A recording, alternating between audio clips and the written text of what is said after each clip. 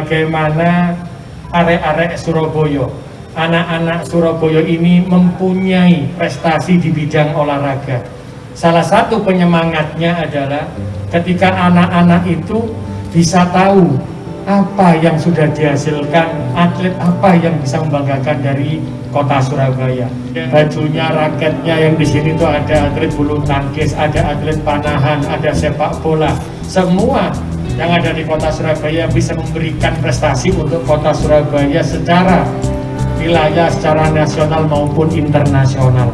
Dan perencanaan kita sesuai yang diinginkan waktu itu beliau jadi wali kota adalah seluruh anak kota Surabaya bisa memanfaatkan ini. Jadi kalau nanti ada yang mau ekstrakurikuler di seluruh SMP dan di SD yang mau pakai, ini bisa dipakai. Tapi bagaimana kader-kadernya kota Surabaya, anak-anak Surabaya bisa menjadi atlet yang hebat, maka pemerintah kota Surabaya menyediakan tempatnya.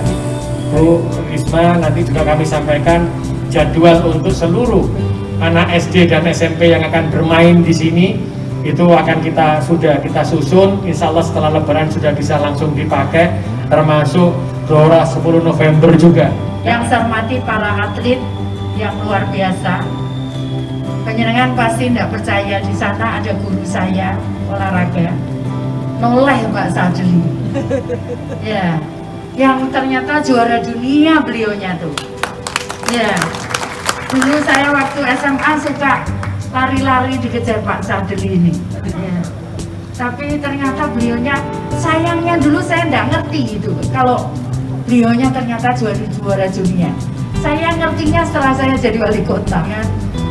Perjuangan ini cukup lama karena kami harus mengumpulkan materi ini cukup lama sekali. Bahkan saya ini sudah ada Pak Rudi Hartono, katanya tadi juga ada Pak Alan. Mas Alan itu sama usianya hampir sama dengan saya, yang beliaunya ikut virtual, secara virtual. Terima kasih ke Pak Rudi Hartono dan Pak Alan. Jadi anak-anak kita tidak tahu bahwa dulu para seniornya yang ada di Surabaya ini dapat berprestasi tingkat dunia. Ada beberapa tingkat Asia, tapi itu jarang sekali saat ini kita punya anak-anak kita bisa berprestasi itu. Jadi Bapak Ibu sekalian, kenapa kemudian saat itu saya terus terang sangat bermimpi untuk bagaimana karena para senior ini bisa memberikan inspirasi dan semangat untuk anak-anak Surabaya bisa berprestasi. Sedikit demi sedikit, ini ada Pak Edi itu yang berjasa itu. Pak Edi mana? Saya tanya, tahu enggak teman? Saya cerita, dia ada Ibu Minarti Timur, goyang gitu. Ini Pak Edi nih, goyang sama Bu Minarti. Saya bingung, dalam arti siapakah Pak Edi ini? Saya tahu dia staf di kepala bidang di Dispora. Dia goyang sampai saya bingung. Pak Edi, sebetulnya apa yang terjadi dengan Pak Edi? Dulu katanya. Apa yang terjadi Pak, Bapak Ibu sekalian? Dulu Bu, saya semua orang Ponorogo itu kagum sama saya. Kenapa? Karena saya masuk TV. Kenapa masuk TV?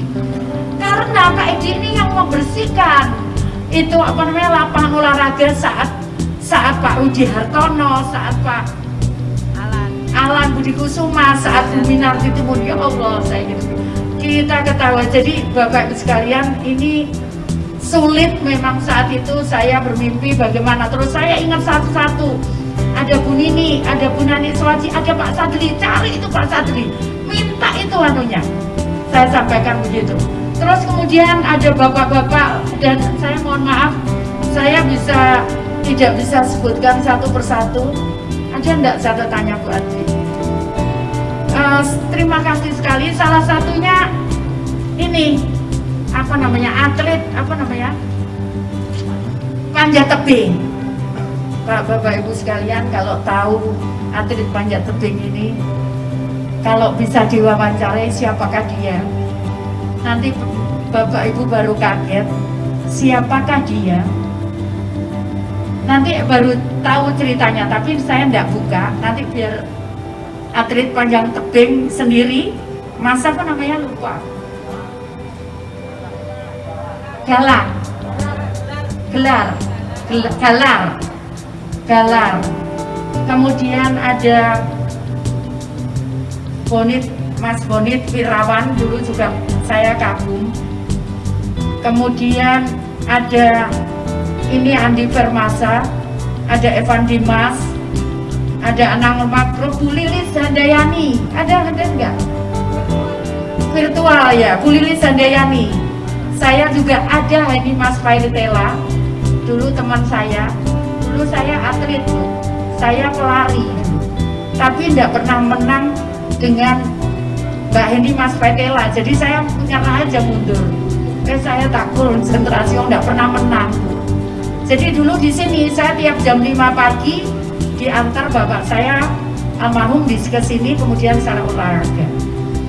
Saat saya menentukan di manakah letaknya, saat ini Gelora Pancasila Pak Kejari saat itu sudah mulai ada titik terang bahwa kita akan menang. Nah saat itu Pak Kejari matur nuwun, nanti mungkin bisa disampaikan dengan Pak Kejati dan Pak Didik Farka. Jadi ini Pak, saya pertama masuk jadi wali kota, saya diminta nyerahkan sertifikat. Saya tidak mau, saya mending turun jadi wali kota daripada saya harus nyerahkan sertifikat ini. Karena saya yakin waktu kecil saya selalu di-drop bapak almarhum bapak saya di situ, kemudian saya jalan masuk ke lapangan tor. Jadi saya yakin bahwa ini milik pemerintah kota. Jadi saya sampaikan Bu Yayu, itu ada saksinya Bu Yayu. Saya nggak mau Bu Yayu nyerahkan sertifikat ini. Saya mending leren jadi wali kota daripada saya nyerahkan sertifikat untuk dipecah. Karena saya tahu persis ceritanya ini sejak tahun berapa ya, saya SMP saya selalu latihan. Dulu SMP 10 tuh nggak punya lapangan Pak. Kalau latihan, lapangannya di lapangan Bogowonto sama lapangan sini. Nah saya kalau training setiap pagi dan sore, saya jam 5 pagi ada di sini. Kalau sudah besok mau pertandingan sama sore hari jam 3 saya ada di sini. Jadi Bapak Ibu sekalian, prestasi luar biasa para senior ini perlu anak-anak kita ketahui. Jadi kenapa itu menjadi penting? Karena Bapak Ibu sekalian, tidak semua orang bisa dikaruniai kemampuan intelektual yang sama. Tidak semua anak diberikan kemampuan intelektual yang sama. Ada yang dia bisa memang menjadi profesor, ada yang dia bisa menjadi doktor. Namun dia ada yang bisa menjadi seorang Rudi Hartono yang luar biasa. Kita ingat dulu saat Bapak Rudi Hartono ini bertanding berlaga di All England. Saat itu jalan-jalan sepi, semua melihat itu. Artinya apa? Semua terkonsentrasi dan semua kagum terhadap perjuangan yang sudah dilakukan para atlet ini. Itu saya ingat sekali, saya sampai merinding. Saya ingat saya diajak keluar sama almarhum bapak saya, semua sepi kota ini. Semua pada di depan TV menonton pertandingan Bapak Rudi Hartono saat itu. Dan meskipun kita yakin bahwa beliaunya menang karena sudah 8 kali berturut-turut, tapi kita tetap deg-degan juga karena itulah satu-satunya kebanggaan saat itu yang bisa menjadi kebanggaan kita bangsa Indonesia. Nah, anak-anak kita itu harus kita arahkan gitu. Kalau sudah memang punya talenta di olahraga, kenapa kemudian kita harus malu? Kecuali seperti saya, Anda menang-menang terus ya sudahlah nyerah gitu kan. Tapi Bu, Bapak Ibu sekalian, kalau saya dulu tidak atlet, mungkin saya udah pingsan jadi Menteri Sosial. Ajudannya salah satu menteri itu dari pokoknya yang terlatih lah, pingsan, mau pingsan, ngikutin kita. Jadi saya selama seminggu terus tidur tidur di mobil. Nanti jalan lagi pagi, balik Jakarta lagi, kerja malam, berangkat lagi, Begitu selama seminggu, jadi tidurnya di mobil persis itu. Nanti jam 3 pagi, jam 4 pagi, 5 pagi saya baru masuk rumah, jam 7 pagi saya sudah ada di kantor. Jadi kalau saya tidak punya fisik saat itu terlatih, saya mungkin juga tidak kuat. Di Adonara di NTT kita berangkat nyampe jam 2 pagi. Saya jam 4 pagi harus pergi ke Lembata. Jadi Bapak Ibu sekalian, kenapa? Karena kenapa enggak? Kalau anak-anak berprestasi di bidang olahraga, kenapa kalau anak-anak bisa berprestasi di bidang musik, kenapa kemudian kita tidak memperbolehkannya? Sementara kalau sudah terjadi, contohnya misalkan juga Evan Dimas, itu jadi Yusuf Eko Dono, dulu semua juga sepi kalau Persebaya lagi main. Artinya itu adalah salah satu kebanggaan.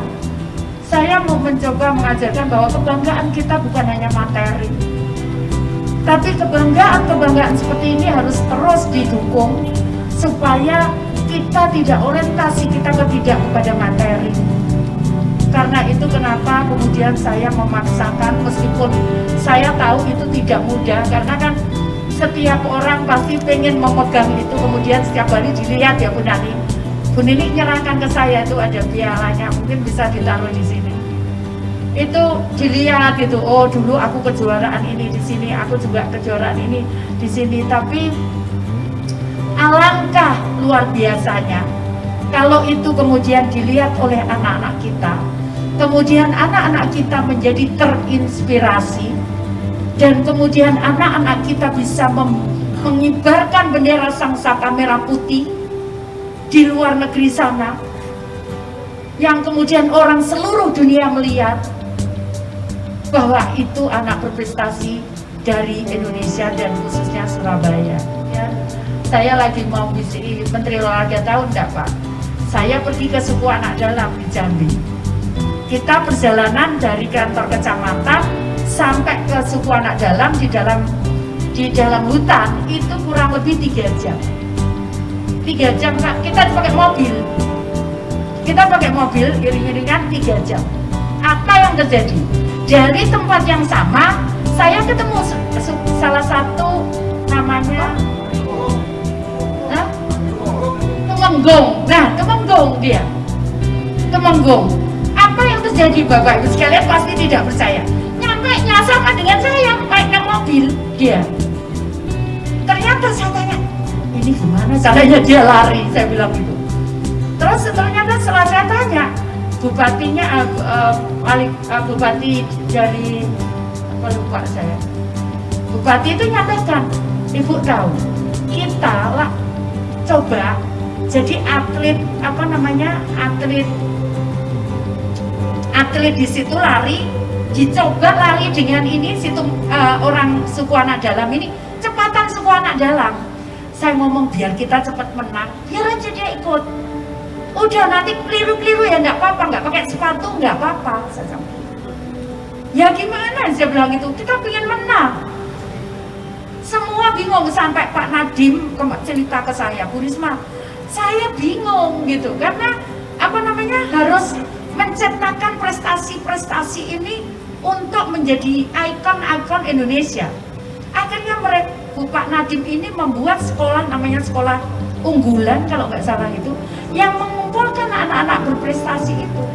Kalau mereka makan harus diatur, tidur harus diatur. Aku dulu atlet bohong-bohongan, maksudnya tidak pernah juara 1. Itu aja, nggak boleh tidur di atas jam 9. Nggak boleh tidur, pasti nggak percaya. Makanku pagi harus gini, telur berapa? Ya Allah, saya bilang gini, sampai saya lihat mukanya telur itu kayak apa gitu. Nah, apalagi yang juara dunia, pasti jauh lebih berat mereka untuk bagaimana bisa berprestasi. Saya sangat yakin. Kok aneh gitu, nasib Bu Risma kok aneh gitu, bikin museum olahraga gitu kan. Tapi saya percaya bahwa ini akan membantu anak-anak kita bisa berprestasi di bidang olahraga. Minimal kalau anak-anak kita cinta dengan olahraga, minimal dia pasti tidak narkoba, minimal dia tidak terkena kenakalan remaja. Gimana mau nakal Pak? latihannya terus diawasi. Terima kasih Pak Eri, saya diundang di sini. Meskipun saya tiap minggu ke sini, Mbak, saya harus masih terapi kaki saya. Itu terima kasih para atlet, tentunya Pak Rudi Hartono, yang kedua Pak Alan Budi Kusuma, yang ketiga Pak Tony Ho, yang keempat Bu Lilis Handayani, yang kelima Pak Ananta Sigit Sidarta, kemudian Evan Dimas, Anang Makruf, Yusuf Ekodono, Andi Firmansyah, Bu Nini, Jalan Panjang, Bu Nani Suwaji, dan ini Bu Nani Suwaji dulu juga saya kalau latihan renang lihat beliaunya suka sekali. Pak Rahmat Dermawan, Pak Hamdani ini Pak Hamdani bukan Pak Satria. Pak, oh silat, gimana ya? Saya belum virtual ya. Kemudian Pak Muhammad Yusuf Effendi dan Pak Galar, ini Mas Galar. Kemudian Pak Rahmat Adi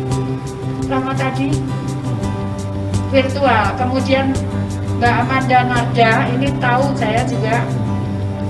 Oh, ini Bujian Mariana Taroreh. Ini yang terkenal dulu. Ya, kalau Bapak Ibu pertandingan ini karena satu keluarga ini kalau nggak salah ya, ada taroreh gitu. Kemudian ini ada Pak Sadli, terima kasih Pak. Ada Pak Bonit Wiriawan, ada ya Pak Bonit. Oh, waduh, saya panggil di TV beda Pak. Kemudian Pak Sony Dwi Kuncoro, kemudian Mbak Minarti Timur, terima kasih Mbak Minarti yang di belakang aku ke belakang aja deh. Semua terima kasih semuanya yang telah memberikan prestasi dan harga diri bangsa Indonesia di mata dunia. Bismillahirrahmanirrahim.